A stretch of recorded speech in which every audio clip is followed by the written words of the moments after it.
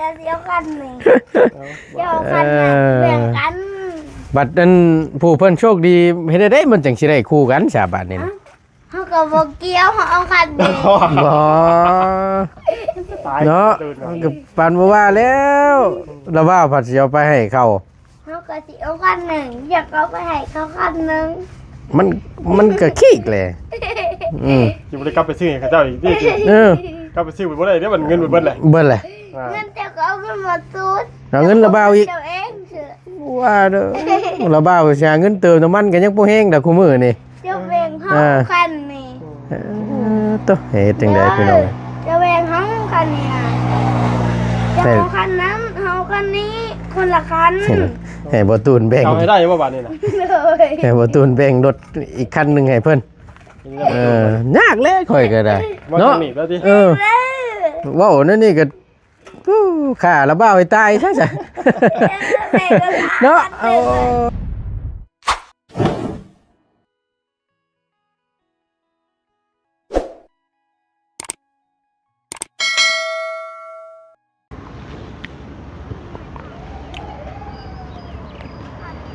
ไอ้แรงก็ไปเขียวดีแล้วพี่น้องเอ้ยเนาะเอาเปิดคลิปมาอย่างมานี่หลังจากที่ทางมอตูนเขาไปซื้ออยู่ในตลาดเนาะ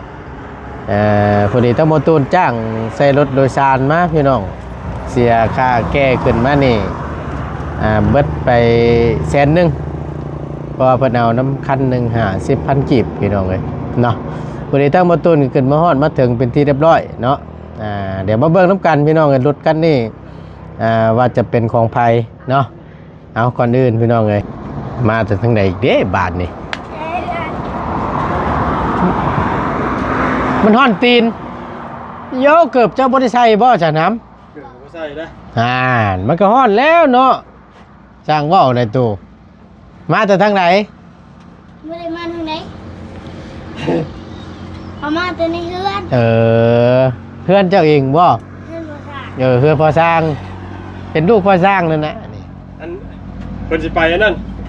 ในบ้านนี่นะบ้านตะกอยโคก มันก่อยโคก ไปเอาไปเลย ไปได้เพิ่นมาเลยครับ ฮะ เพิ่นมาเลย มาใช่ เอาเพิ่นมาเลยเพิ่นเฮเข้าบ้านเลย เขาไปยัง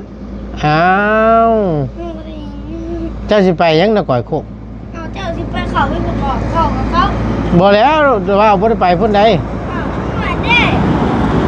ลุงหนวดแล้วสิไปบ่ เขาไปส่งได้อยู่ว่าแต่ว่าตอนมาเองว่าเพิ่นว่ามื้ออื่นเพิ่นสิมา โอ้ เจ้าสิไปหาไผอยู่พุ่นน่ะ กระดิษโม ไปดินน้ำโม เพิ่นว่ามื้ออื่นเพิ่นว่ามีบุญเพิ่นว่า เพื่อนไม่เท่า ว้าว เอาได้อะไร บ่ เพื่อนไม่ชุกเพื่อนแม่เรา จักแล้สั่นเนาะ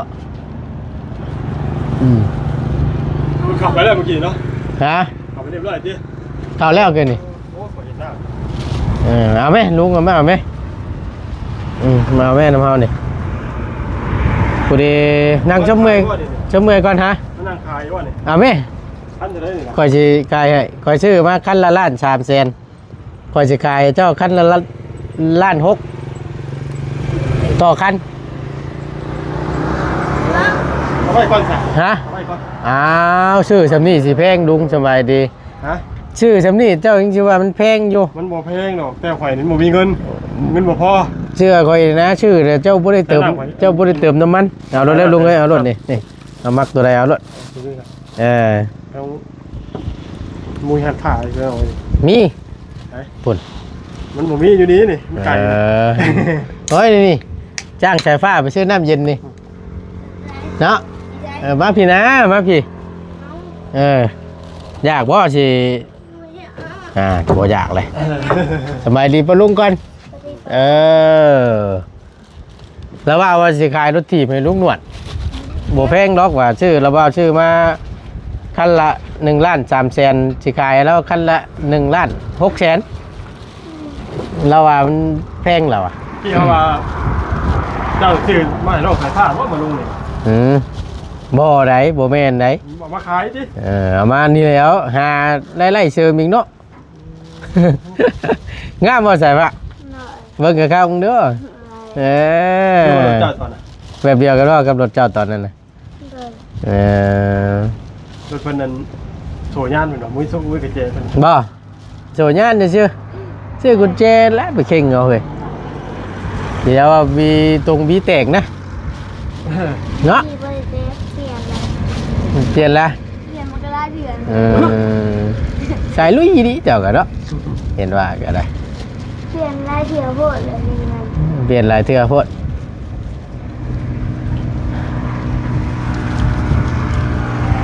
พอดีเอาลงตัวรถโดยสารแล้วมาลงนั่งถ่ายอยู่นี่สักหน่อยนึงพอดีมันฮอดจุดหมายปลายทางเลยดิบ่สิว่านี่ พ่อได้บ่จ้ะ ฮอดได้ บ่ได้ไปไกลบ่นี่ บ่ไกลบ่ไกล และ แบบรุ่นแบบ จ้อนะนี่ คาดบ่ถึงเลยนะรถถีบ2คันนี่นะอันนี้ลุงเอ้ย มุ้ยไปคาดคิดเนาะ โอ้ยตะเบิกรถบ่เชื่อค่อยนะFC เพิ่นก็ช่วยกันเข้ามาแล้วพี่น้องเอ้ยอยากให้เป็นน้องน้อยอยากให้เป็นน้องใหญ่ว่าซั่นพอได้ขี่ว่าซั่น ได้ก็ทั้งหมดที่ว่าของโรงสายผ้าบ่ได้ บ่ เพราะว่าเรื่องสายผ้าอยู่นี้มันเจ้ามันมาลงนี้ เออ พอค่อยคิดเนี่ย เขาไม่ได้เห็นในประตู บ่เห็น หรอ อืม ไม่ได้ตัวนอนนี่เห็นบ่นี่เอาค่อยมาเห็นตัว เขาคิดว่าตัวปั้มผู้สาวเห็นนอนงางอยู่ เพราะย่อแอกกัน เอาเอกกัน เรื่องกันจัง เอาสิถามอีกทีอ่ะจริงสิไปบ้านพูดนี่บ่นี่ยืนยันคำเดิมบ่ด้วย เผาน้ ฮะ ำหมูมันบุไปน้ ยกหมู่ไปแล้ว เอ เนาะ อไปกัน ำเขาขี้ขันห่าง ใครข้าอยากเอาเกิบเรื่องของเรื่องนะเห็นบ่เกิบเพิ่นบ่จักป้าอยู่ที่ใด บ่ ก็เป็นเทียงมา เกิดอยู่ไสเกิดป้าอยู่ไส อยู่เล่นมามันก็เลย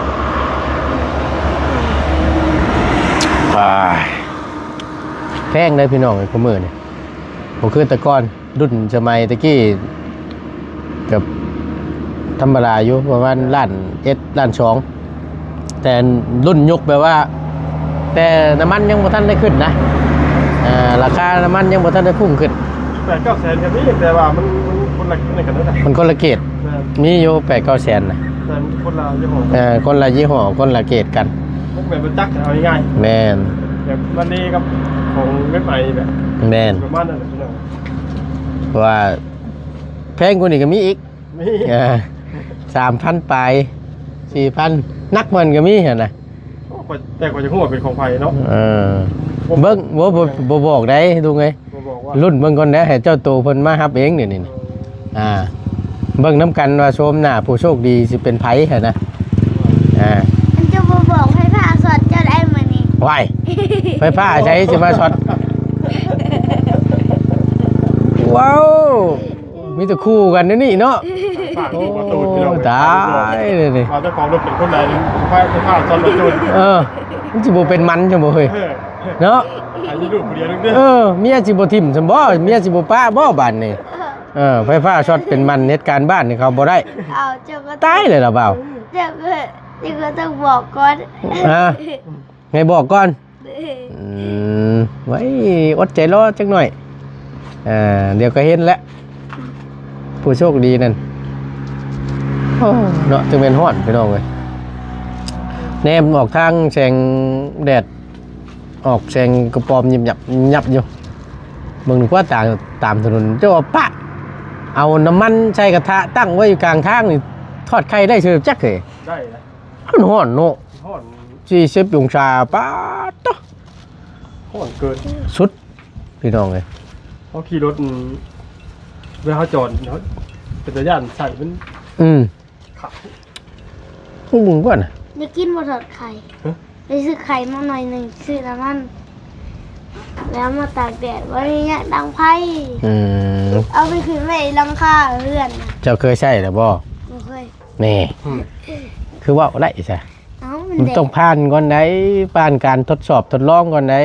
เอาห่อก็ไปใส่สังกะสีเนี่ยมันห่อ เอ้ยเชื่อระเบ้านี่ ต้องทดสอบแล้วก็จังสิมาเว้าสั้นแล้วบ่ได้ผลบ่แม่นหยังดอก เขาไปดังไพ่เอาแล้วมันสิซุกห่อก็เลย เกือบ เอา ไป มา ใน ใส่เลย บ่ แต่ย่ามอะไรกับหมูฮะ เป็นอะไร แล้วย่ามแท่งตุบหมดนี่ มันเลยตื่นเนาะตื่นเอาติจะก็งุ้มเบิ่งลั่นทั้งนั้นขึ้นมาแล้วมือจะปะทั้งในน่ะมันแทงมือเจ้าน่ะแม่นเนาะแหละแม่นบ่เห็นบ่นั่นแหละฉันบ่ฮู้เอากะอยู่นี่แหละทางแบบ้านลงบักยางเด้อพี่น้องเด้อเนาะพอดีอยู่กระตุกนี่แหละ ผู้สั่งคือบ่ ผ่าน เห็น ไปผ่านมาเนาะ ไปเลยเมื่อกี้นี่ พอช่าง ผู้สั่ง เราไปแล้วพอช่างบ่ได้เป็ดเวียกบ่มื้อนี่ บอกไม่เห็นที่เราไปผ่า อ๋อ จะบอกแล้วก็จะบอกแก้วแล้ว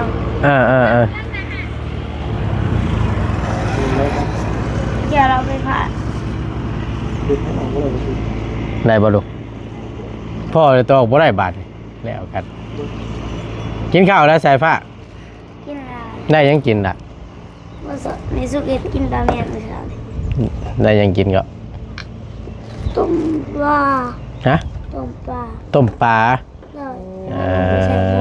เพราะว่าจะ เห็นว่าค่อยว่าอยู่ คอยรถ สรุปไปเลยติ ใช่เนาะ นี่นั่นมึงกว่าคือการต้องข่อยกับบางเทื่อกันเลยจิ้มหัวเลยตื่นหนาวะ ย่าง สิว่า เถื่อนย่างก็ได้คิดได้ที่มันไม่ได้จบต้องสิว่า เจ็บปากเลยดิฮะพี่น้องเอ้ยเดี๋ยวถ่าจักหน่อยก่อนเนาะมันฮ้อนแต่ป้าโธ่เดี๋ยวจะค่อยว่ากัน ผ่านไปอาหารน้ำ น้ำใช้อีก น้ำน้อง ว้ายเป็นไข่ผู้ดีดูละบ่ไหว้ ไม่มีแต่น้ำเลิกได้ ยอมแล้วตอนนี้เนาะ ฮะเก่งยาวเก่งยาว บ้านแก่งยาว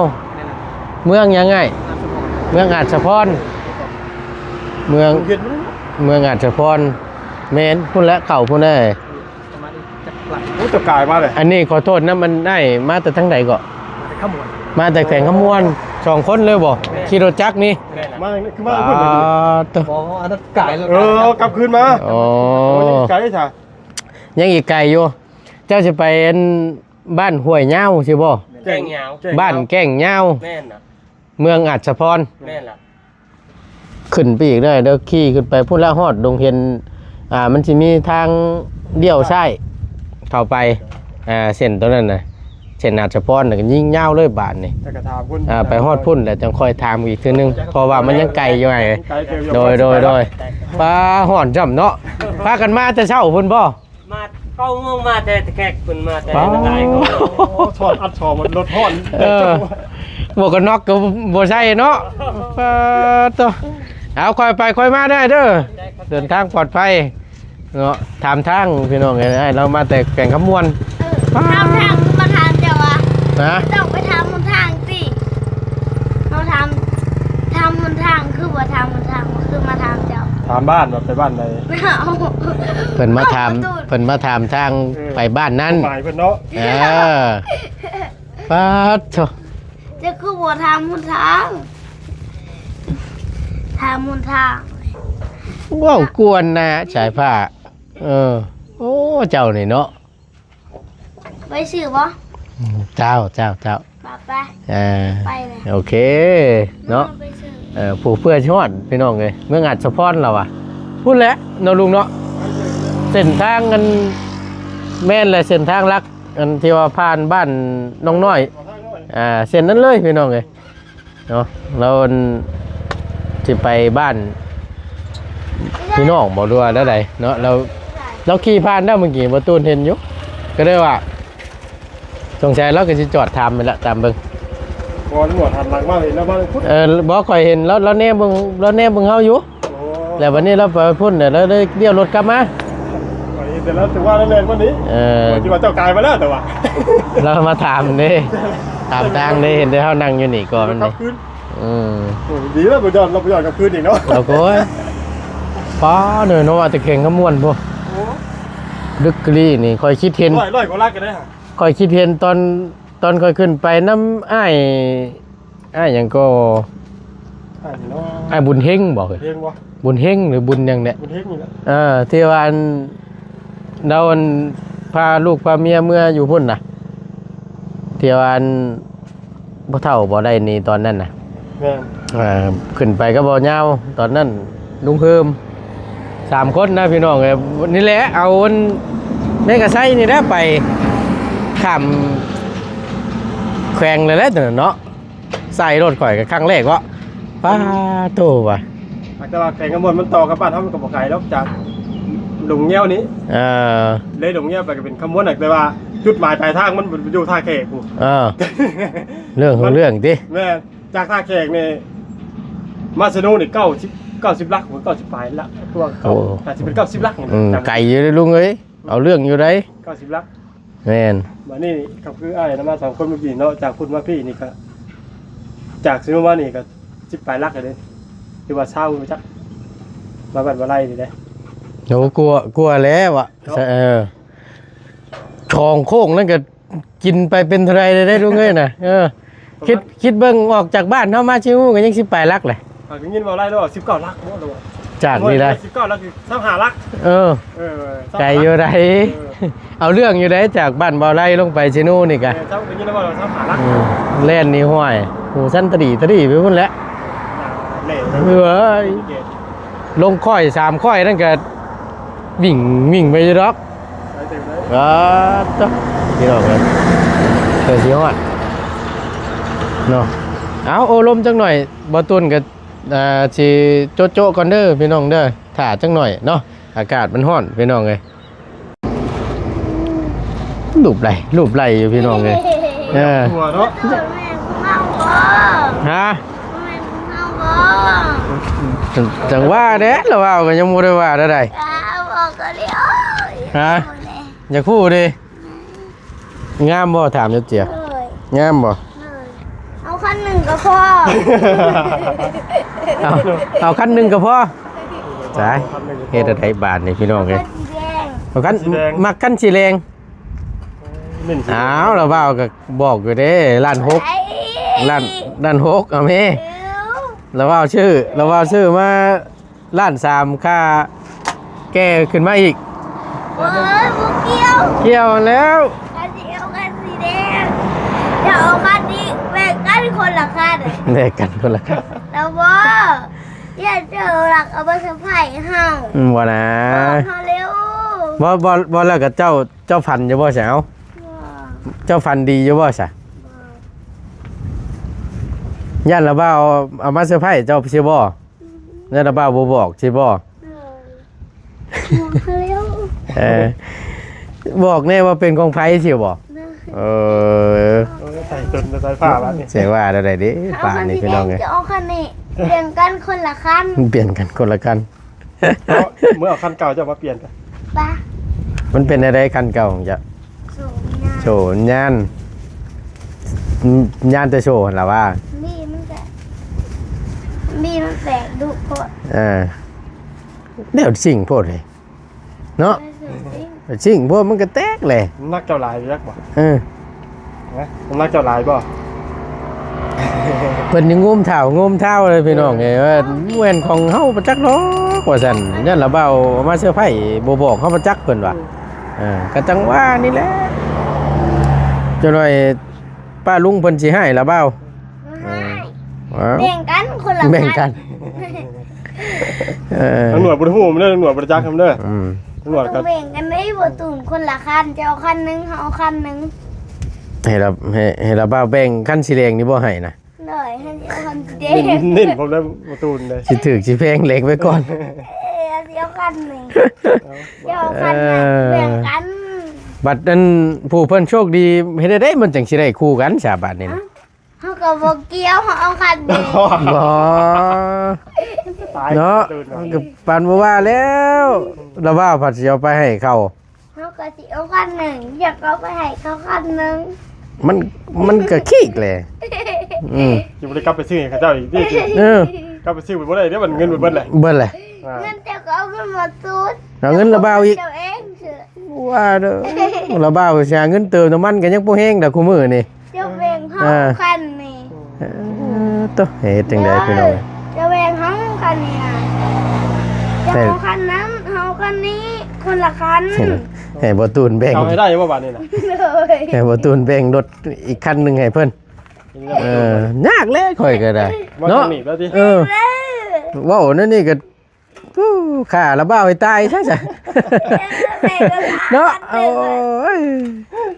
ข้าละบ้าให้ตายรถกำเว้านั่นน่ะแล้วบ้าก็ คันหนึ่ง แล้วบ้าก็ชุดแต่ยังให้เจ้า แต่เฮ็ดได้ แบ่งเขาจ้าคันหนึ่งเขาเอาคันหนึ่งจะเอาคันหนึ่งคนละคัน หากละบ้านะบ่เอาหรอก เอ้าเจ้าก็เอาไปคันนี้คันเฮาคันนี้เอาบ่ เอาบ่ ถามประตูเด้อเขาบ่ฮู้เด้อเขาเด้อ เออ เขาบ่รับปากอย่างนั้นเพราะเขาก็จะบ่ฮู้ว่าเป็นไผกัน เออ เขาก็บ่ฮู้กันเด้อเขาเห็นมาลงนี่เขาเก็บเป็นของโต๊ะ เออ ว่า แบ่งกันเฮามาตู่เฮาคันหนึงแล้วเจ้าคันนี้เขาก็บ่เอา ตายคักบาทนี่ อยู่ให้เฮาคันนี้จะเอาคันหนึง ถ้าเดี๋ยวตำรวจขอจบคลิปกันเด้อพี่น้องเด้อถ้ารุ่นเบิ่งติดตามทุกกันอีกที่นึงนะว่า เจ้า สิเป็นของไผพี่น้องแล้วตำรวจ โดย บ่ฮู้นำกันพี่น้องเนาะแต่ตอนนี้ต้องสายฟ้าเอวอยู่ขอแบ่งกับประตูคันหนึงพี่น้องเว้ยเนาะอารามลาทั้งปลาดุงเพิ่นได้เด้อเด้อ โอ้ยสิบ่นั่นล่ะวะเนาะ แบ่งกัน เห็นว่าก็ได้โตกะโอ้ยเราเบ้าก็ตัดสินใจยากนะครับ แบ่งกัน อืม คันหนึง ยอมเลยเราเบ้าก็ได้บ่เป็นเงินเราเบ้าชื่อทำเงิน คันหนึงจะเอาคันนี้เฮาเอาคันนี้ ทำเงินเราเบ้าชื่อนั่นบ่ยากดอก เฮาเอาไปสองคัน เห็น เจ้า ไหม รถจักรมา แฮงนักบาดนี่อยากได้2คัน เอาให้วันทวีคันหนึงคนละคัน ว่า คนละคัน ว่าเห็นว่ากะ ประตูเนาะได้สิ บ่ได้ ได้ ยอมตัวนี้เราว่าบ่มีเงิน เรื่องแล้วพี่น้องเนาะ เราว่าบ่มีเงินซื้อรถถีบไปใช้เพิ่นก็เราว่าเอาให้เจ้านั่นน่ะ ให้เอาคันหนึง อืม ให้เอาคันสีแดง เอากันสิเลงโอ้ยสิเกี่ยวเอาไว้ได้ดีได้พี่น้องเอ้ยเนาะอย่าบ้าเราเบ้าได้เพราะว่าเราเบ้าก็บ่ได้บอกได้ว่าเป็นของไผนี่นะ เอาให้เอาคันหนึง เนาะ คนละคันอย่างนั้นติ พุ่นแล้วถ้าบัดอันพ่อผู้โชคดีแต่เจ้าก็ ไป ขอแบ่งนำเพิ่นเด้อ คนเจ้าได้ มึงบ่แล้วเราเบ้าซื้อมาให้ซื่อแบ่งกันนะว่านี่คนละคันว่านี่รถเฮามันเก่าแล้วว่านี่เขาอยากได้คันใหม่ว่านี่ มีเขาคันหนึ่ง นะ จะเอาไปคันหนึ่งเขาเอาคันนี้มันจะถึงเมืองบ้านเลย เออ มันจะถึงเขาบ้านเลย โอ้ยเมื่อยนำเด้พี่น้องเลยเนาะ เอาเดี๋ยวจังว่ากันพี่น้องเลยทั้งประตูนขอตัวจบคลิปปิดคลิปก่อนเนาะถ้าจักหน่อยหนึงเนาะพอดีว่าให้เจ้าตัวเพิ่นมาเอาเองเด้อพี่น้อง โบได้เด้อเขาจะเอาคันนี้ เจ้าคุยกันเนาะ โบได้ ยังบ่ได้ยอมเลยพี่น้องเลย เอาเดี๋ยวจังว่ากันเนาะขอบคุณในไลน์อยู่ดีมีแห้งพี่น้องลำลาเด้อพี่น้องเด้อสำหรับคลิปนี้ก็ได้เนาะฮะ เขาจะเอาก่อนเห็นจะได้มือนี้เขาก็จะเอาได้ ยังยืนยันอยู่